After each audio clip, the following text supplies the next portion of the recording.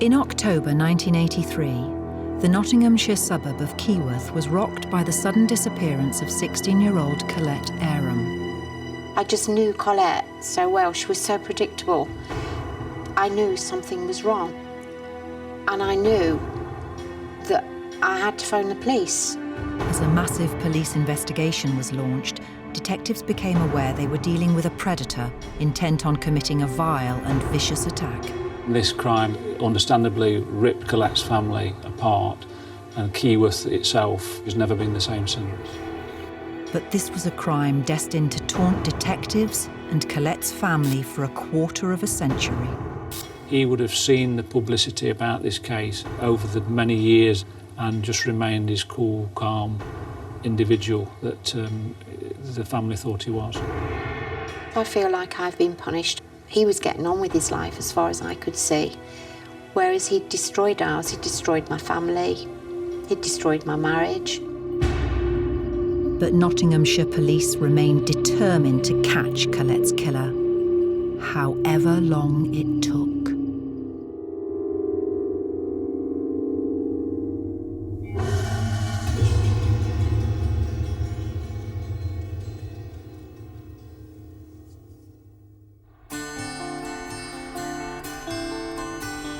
The sleepy suburb of Keyworth lies to the southeast of the city of Nottingham. Keyworth is a very nice village. There is very good community spirit there. I would say it's quite an affluent area. In the early 1980s, Keyworth was home to the Aram family, parents Jackie and Tony, and their two teenage children, Mark and Colette. The Arams are a lovely family. Really nice people to know. Love the kids to bits. And their youngest child, 16-year-old Colette, was the perfect daughter. She was vivacious, bubbly, a bit giddy at times. She could never see any bad in anyone, and she cared about other people too. She was a loyal best friend. Colette was a lovable person, great to get on with. Everybody liked Colette. She was one of these people you could trust. The 16-year-old was enjoying a new, more independent lifestyle, having recently left school and started an apprenticeship as a hairdresser. I think she would have been very good in the hairdressing profession. She was quite an arty person, and she was very interested in the beauty side too. She also liked spending time with her boyfriend. They'd been seeing each other 6 months, and they were a nice, loving couple, suited to each other. At just 16, Colette had her whole life ahead of her. If Colette was here now, I would like to think that she was still this happy, go-lucky, love life, love people person that she was all those years ago. But in 1983, the Aram family was to experience the most devastating series of events. The 30th of October was just like any other day. Colette wanted to make cakes. We had our tea together and had some of the cake, and then she went and got herself ready to go out to her boyfriend's. Colette's boyfriend would usually pick her up in his car. However, on this one particular night, he didn't have the use of any transport. She came in and said that his car was off the road, and she said it was a nice night and she wanted to walk. But Jackie wasn't happy with the arrangement. I said, no, I'm going to take you in the car. And she said, no, Mum, I don't want you to. It's a nice night. I want to walk. Are you sure? Jackie refused to back down, but Colette was determined to walk. Fine, honestly. Eventually, I said to her, OK, if you're insistent, just be very careful and you make sure that you're home for about 9:30. And she said, OK, Mum, will do. Bye-bye. Colette left her home at around 7:50 p.m. on Sunday, the 30th of October, 1983. She put her arms around me and said, love you very much, and I'll see you later. That was it, and she left the house. That was the very last time I saw her. The walk from Colette's house to her boyfriend's would normally take around 20 minutes. Just after she left, Colette's boyfriend telephoned the house. He just asked if she was at home, and I said no. She said to tell you that she'd walked up Nicker Hill to your house. And he said, OK, then I'll go on my bike and I'll meet her. Several minutes later, the telephone rang again. He phoned back and said, I thought you said Colette was walking up Nicker Hill, but I've been all the way round the village on my bike and I can't see her anywhere. When he said that, the alarm bells went and I just knew something was wrong. She's not there. I knew my daughter, I knew her so well, and I knew that if she'd gone anywhere or called in at anyone's house on the way, she would have made sure that she'd have phoned me. But Colette hadn't called, and Jackie started to panic. I was thinking that maybe a car or something had hit her and that she was lying in a hedge bottom, she'd been knocked over. And I can remember, I think it was my neighbour who said to me, look, Jackie, you know, this is Keyworth. You know, stop worrying, nothing like this ever happens. And I said, it might be Keyworth, but there's a first time for everything, and I'm telling you, something has happened to my daughter.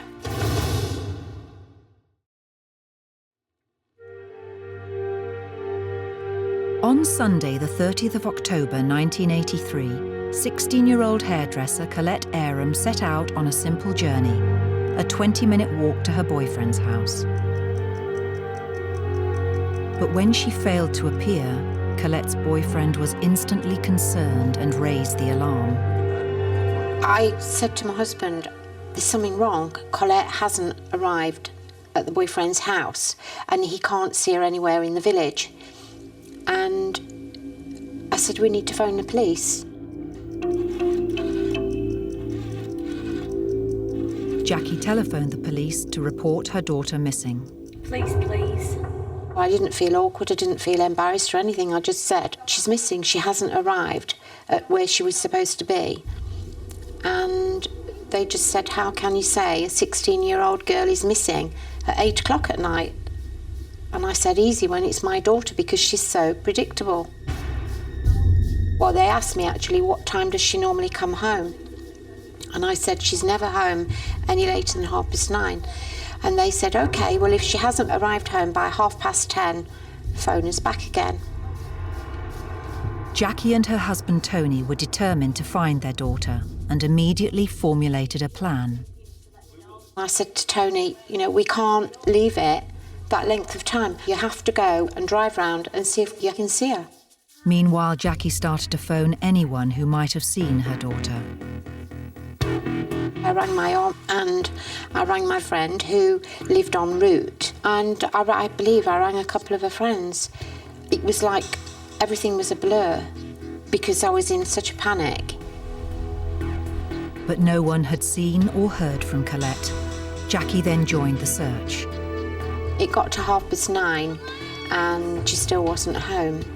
And I said to Tony, I can't stand this any longer. I am not waiting till 10:30 to phone the police again.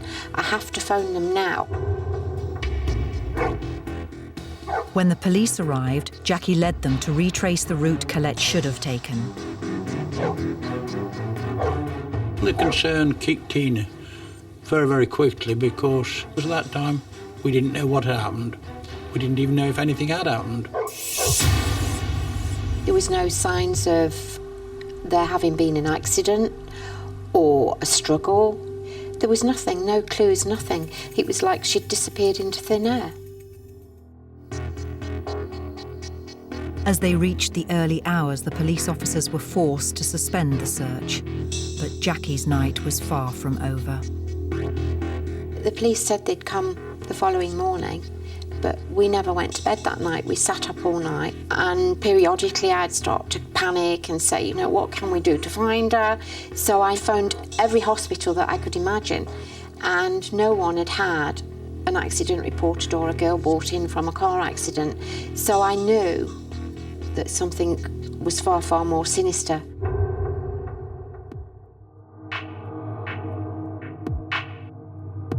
Early the next morning, a local man began his drive to work. A businessman who was just going to a local farm saw what he thought was something suspicious in one of the fields as he went along.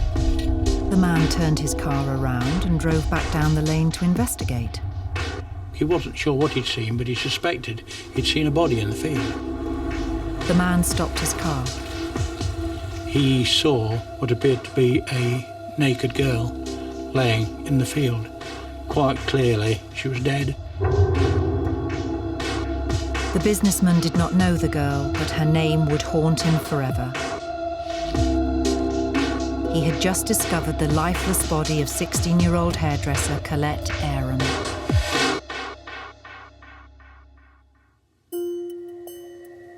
There was blood at the scene. I believe it was coming from a head wound. It was clear that she had suffered a sexual assault. Overall, it was not a pleasant sight. Colette had been found just off Thirlby Lane, less than 2 miles from her home. Whilst the detectives were securing the crime scene, Colette's brother and grandfather arrived.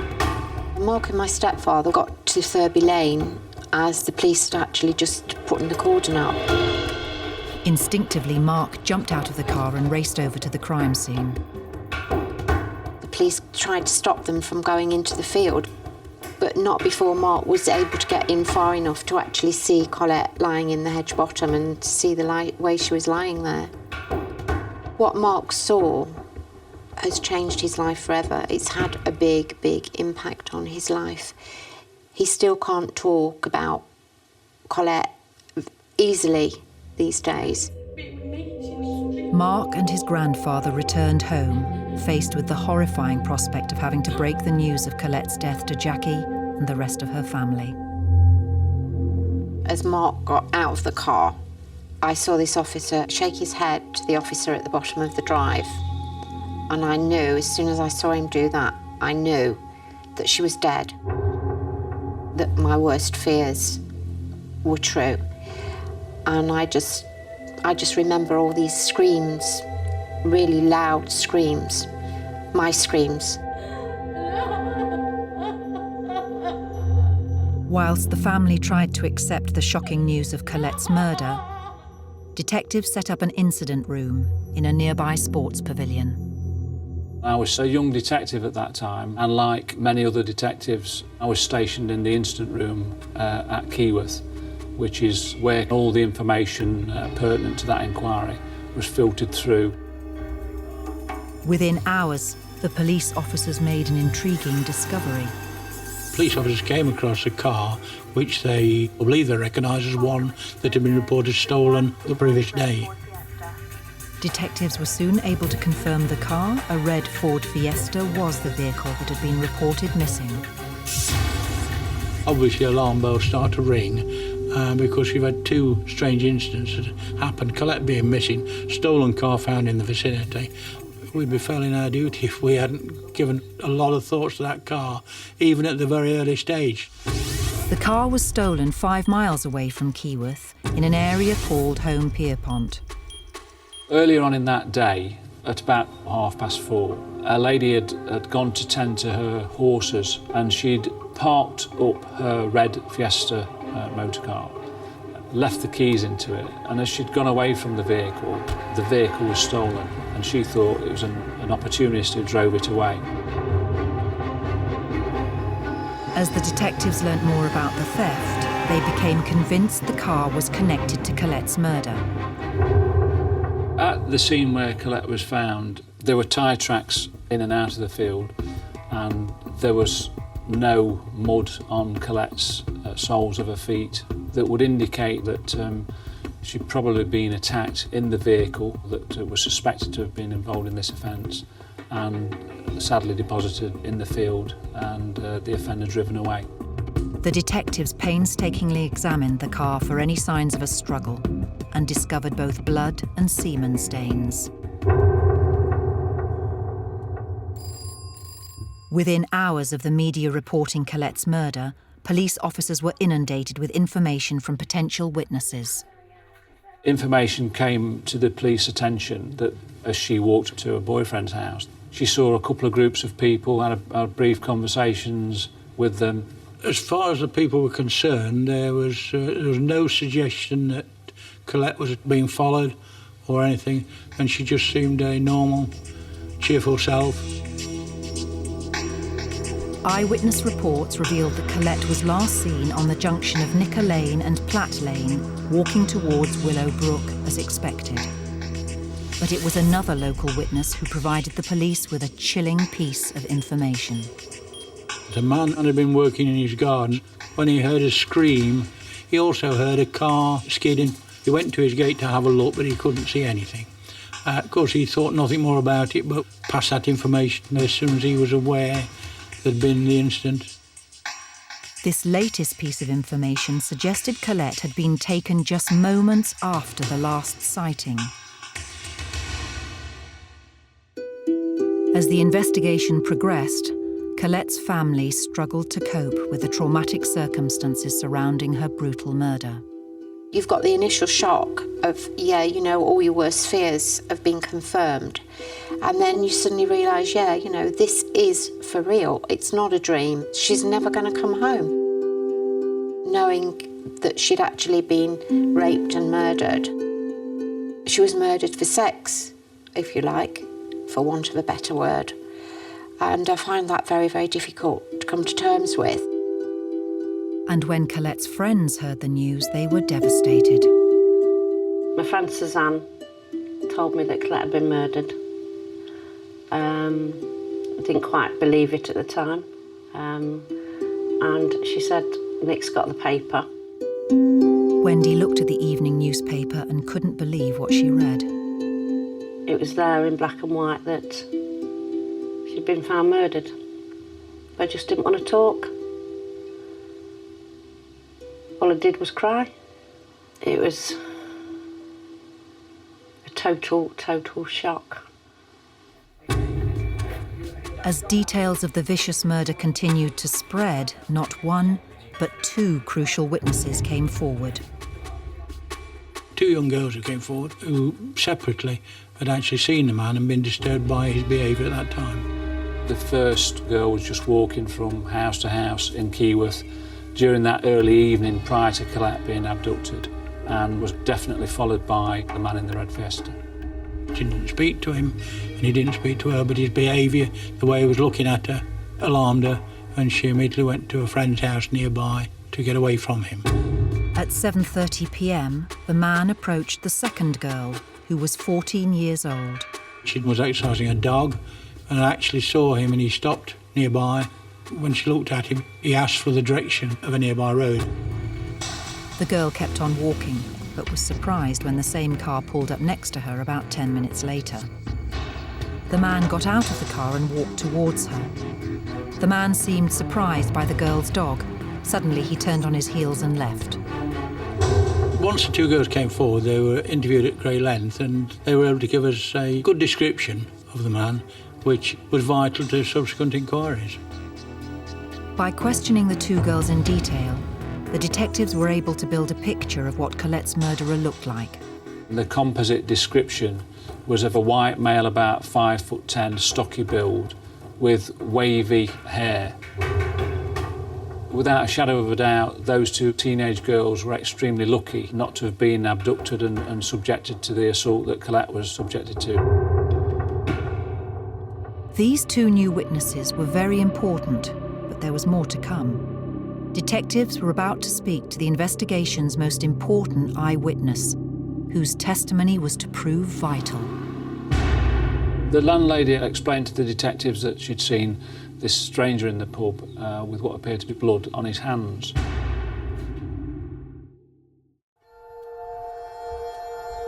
On the evening of Sunday the 30th of October 1983, 16-year-old Colette Aram disappeared as she walked to her boyfriend's house. Colette's body was discovered the next morning, abandoned in a nearby field. A post-mortem revealed she had endured a serious sexual assault before being strangled. The police appealed for information through newspapers and television, generating a wealth of leads. The information provided by one eyewitness who came forward was to prove crucial. The landlady from the generous Britain public house at Costock told the police that a stranger had visited the pub on Sunday the 30th of October between about 8:50 and 9:15 p.m. The man explained he was in the area to visit a friend but had lost his way. Then the landlady noticed something unusual. During the conversation, she noticed he'd got some blood on his hands, and she commented to him. He appeared generally surprised. He then went through to the gents' toilet, to where he washed it off and used the paper towels that were in there. Despite her never having served a customer with blood on his hands before, the landlady had no specific reason to be suspicious. But it's only when the following day, that she heard about the murder of Colette and immediately telephoned to the police. Police officers headed straight over to the pub. They searched through the gents' toilets and they took possession of the paper towels from there, including one where, to their eye, appeared to have blood on it. Forensic scientists were able to prove the paper towel did have blood on it, but techniques available in 1983 could barely identify what blood type it was, let alone reveal whose body it had come from. It didn't particularly take the inquiry further because we didn't know whose blood it was at that time. The investigation continued, but on the 17th of November 1983, the detectives were surprised to receive a very peculiar letter. The letter was written with a straight edge, obviously to disguise the handwriting, and an exclamation mark had been put in place instead of the S. Why is still not known to this day. The letter goaded the detectives over their inability to catch him. There was certain information in there that was not in the public domain, hence the detectives at the time believed the letter was genuine and that the perpetrator had actually written the letter. The author of the letter betrayed his identity with a foolish mistake. Forensic experts found a fingerprint just above the line, "You will never get me."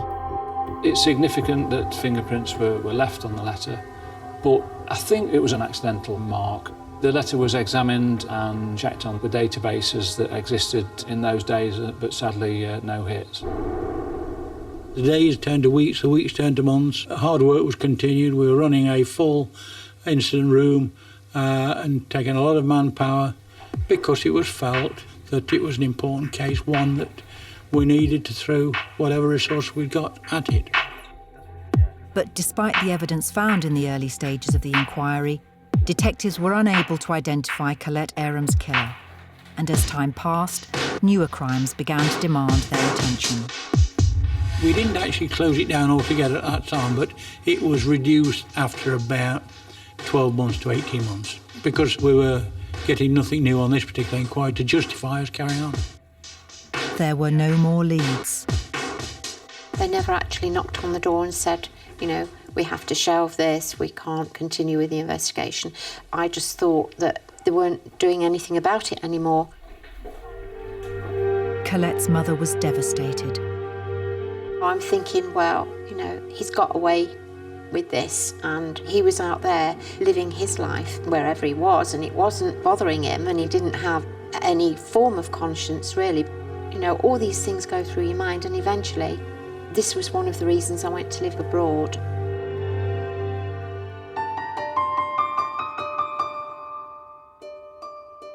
But in the late 1980s, detective work was revolutionised by the introduction of DNA profiling.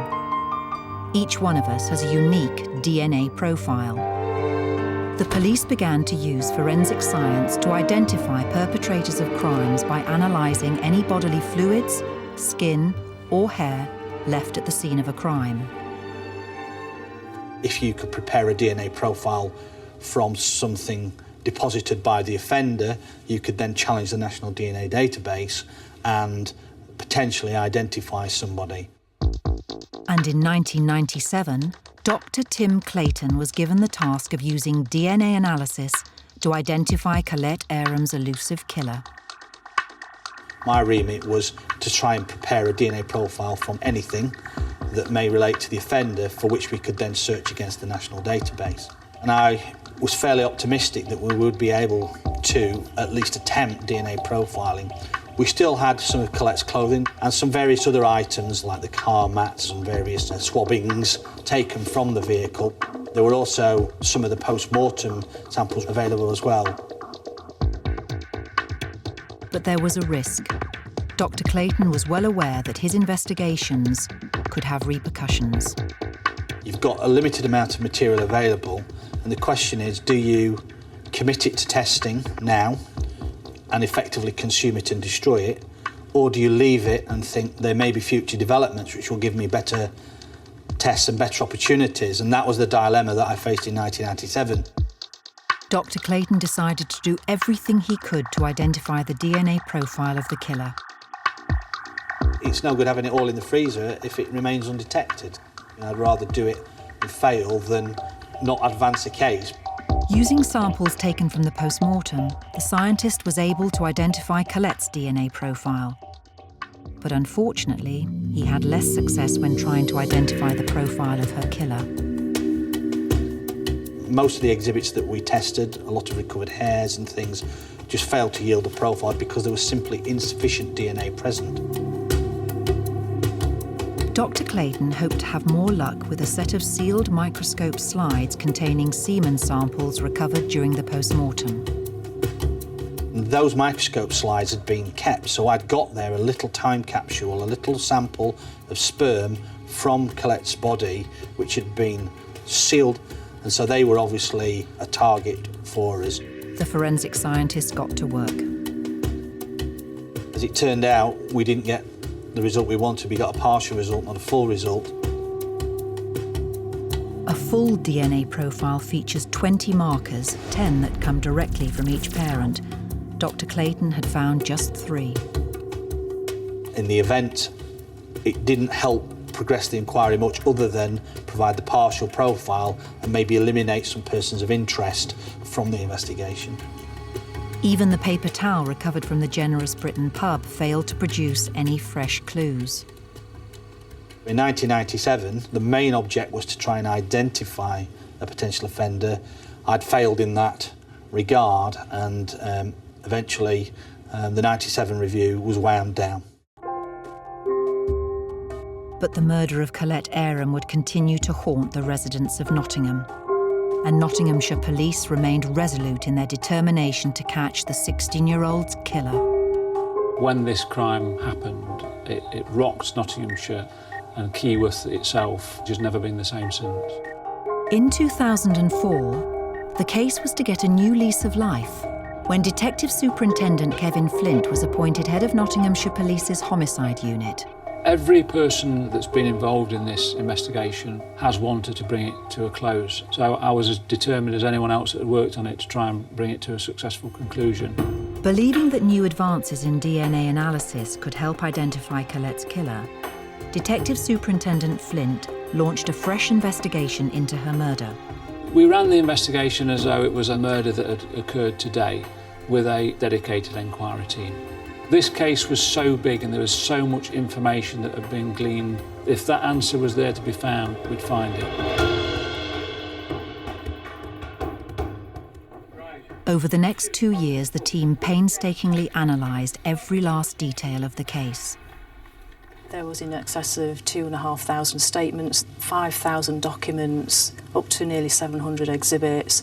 Everything was placed on the home's computerised system so that we could examine and identify any new leads in the inquiry. Dr. Tim Clayton was also employed to re-examine all forensic evidence pertinent to the investigation. I have to say I was quite pessimistic because in 1997 I'd thought I'd used everything that was left.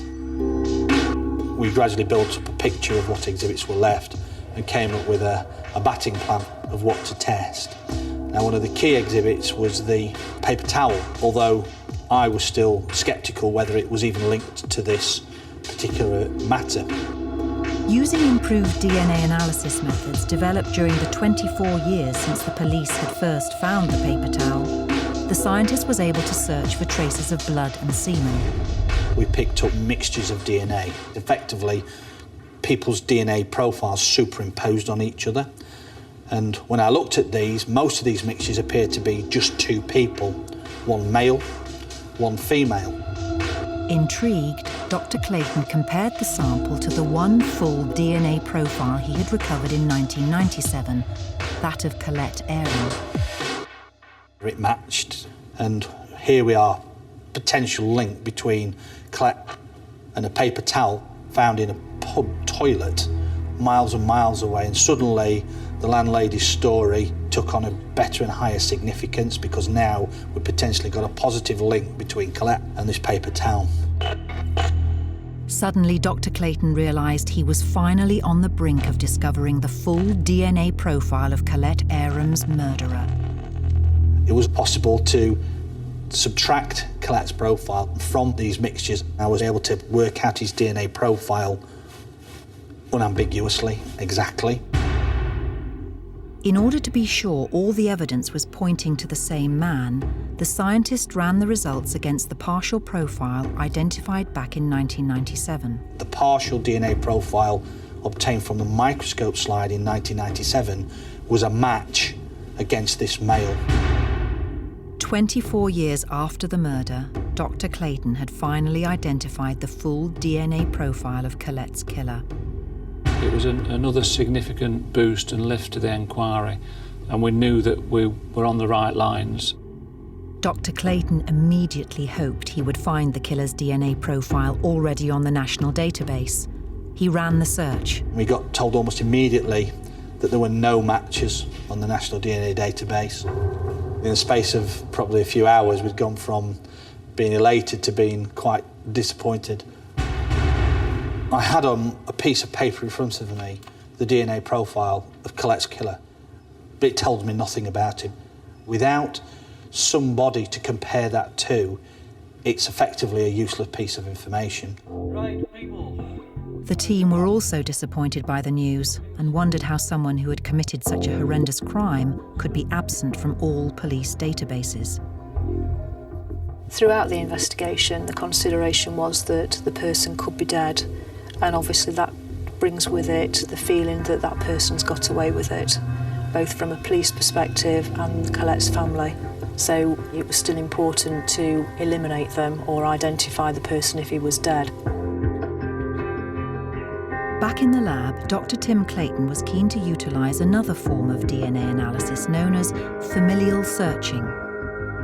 First-degree relatives, that's parents or children or siblings on the same generation, have much more similar DNA profiles than do unrelated people. By searching the DNA database for profiles with high similarities to the killer, it might be possible to identify one of his close relatives. The search for the parent-child list yielded several thousand people, and the sibling list, again, gave several thousand people. So, although you've reduced the pool, no longer we're looking for now a needle in a haystack, we're now looking for a needle in a hay bale. The scientist identified 3 groups of 100 people who had the closest DNA match to the killer. The first group were the parent-child matches. The next 100 were the sibling matches. And the final list featured persons of interest already named within the inquiry. There weren't the resources to go down those lists further than that. It took nearly 18 months of work to screen out 300 people. In 2008, as the 25th anniversary of Colette's brutal murder approached, Detective Superintendent Flint launched a fresh appeal for information. We published a leaflet and delivered it to up to 20,000 homes in and around Nottinghamshire.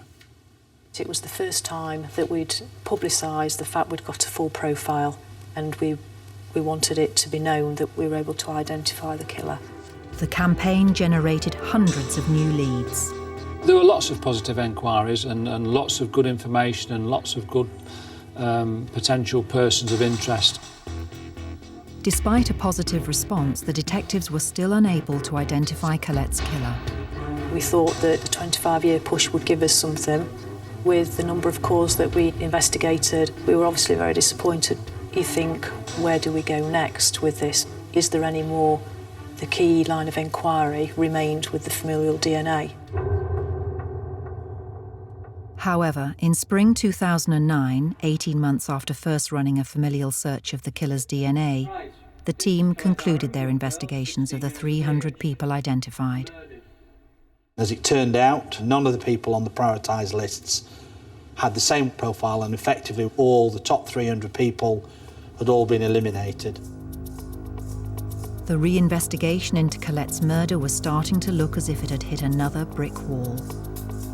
Mr. Flint said, "I think we're at the end now. We've given this a really good go. Is there anything else we can do now before we put this to bed and say we've tried and we failed?"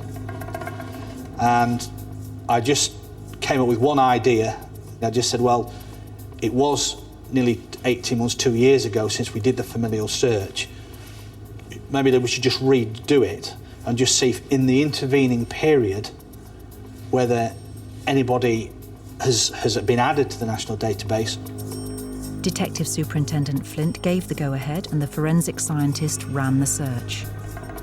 To my amazement, on the top of the list came a person who had the highest ranked genetic likelihood ratio, and more intriguingly than that, that person lived very close to the Keyworth area.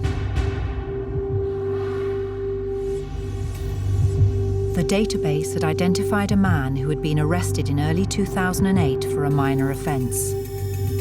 Had detectives finally found 16-year-old Colette Aram's killer?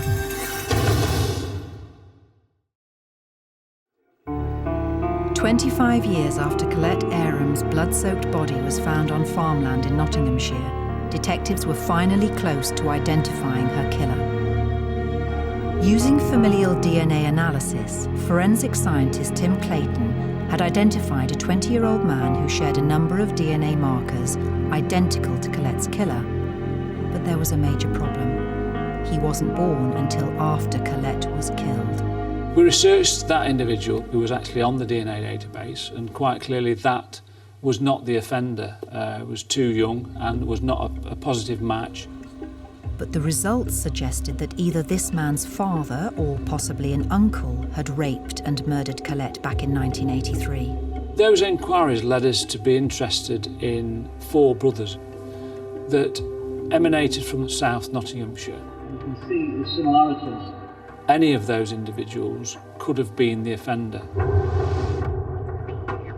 The detectives started to investigate the lives of the 4 brothers and were surprised to discover they had been raised in the home Pierpont area.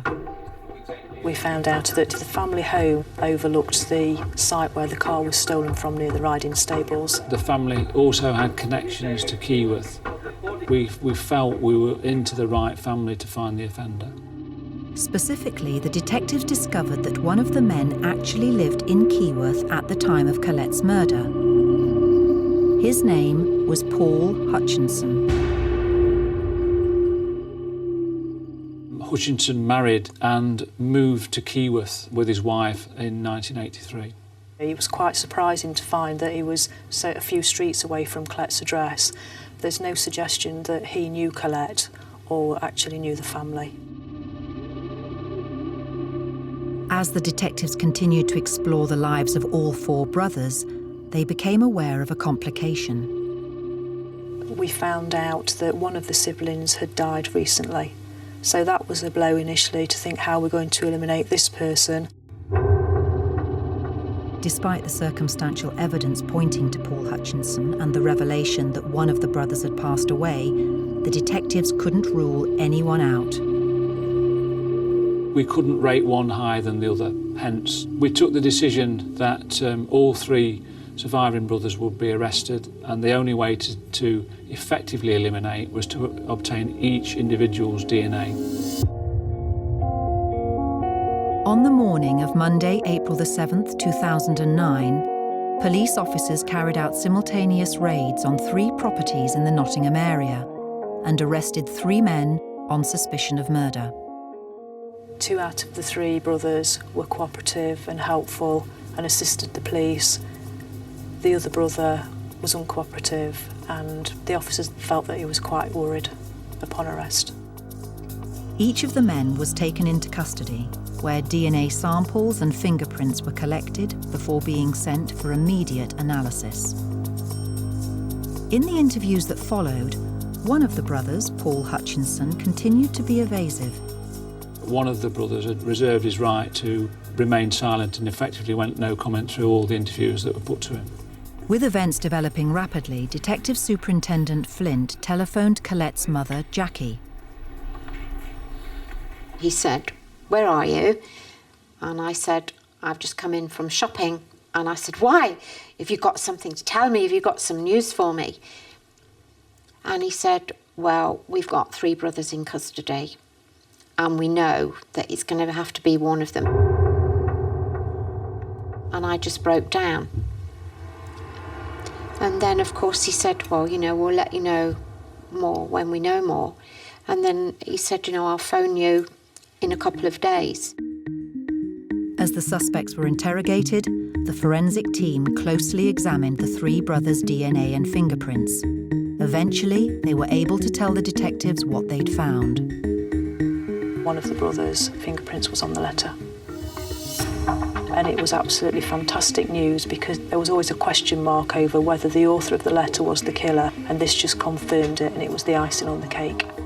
And soon afterwards, the results of the DNA analysis were also confirmed. I think around the 10 o'clock time at night on the initial day of arrest, I received a telephone call giving us the news that we got a positive match.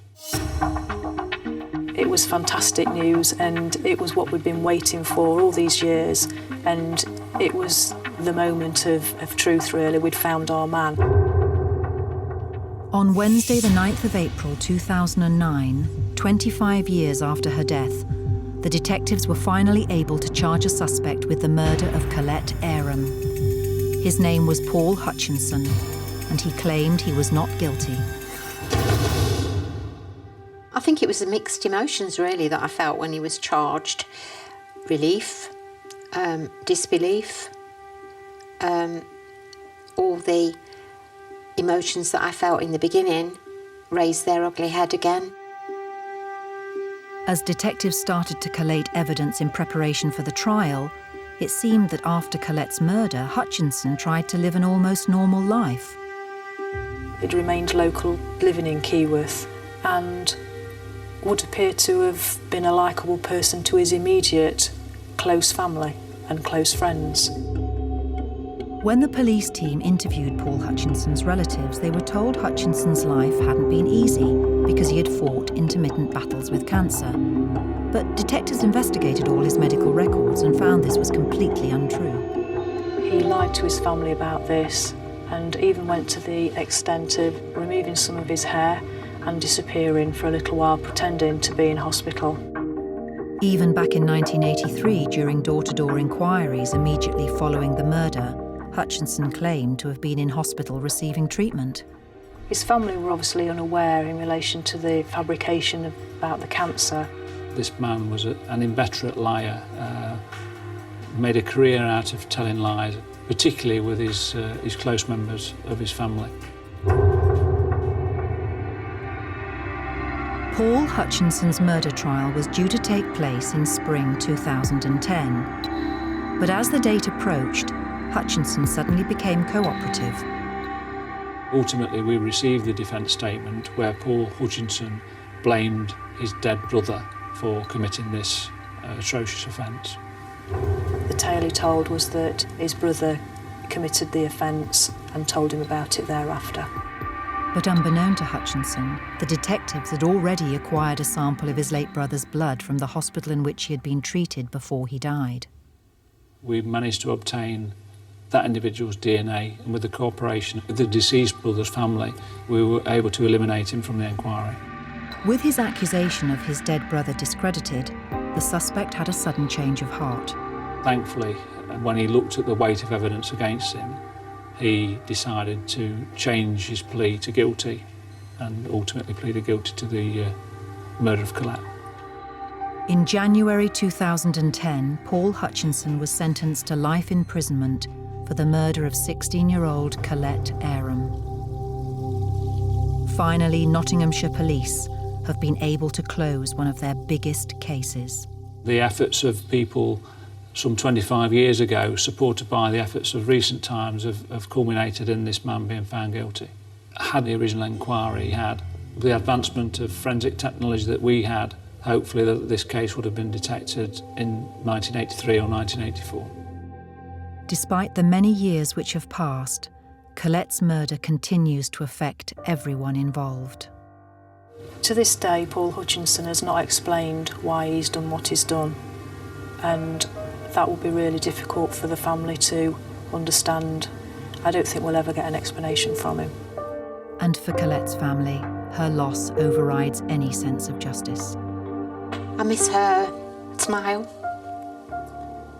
I miss her laughter. I just miss her. I just miss her very much. It's all those years ago, but it's like it was yesterday, and I just wish she was here with us now. And I think if she was here now, my life would be different too. But she's not, and she never will be.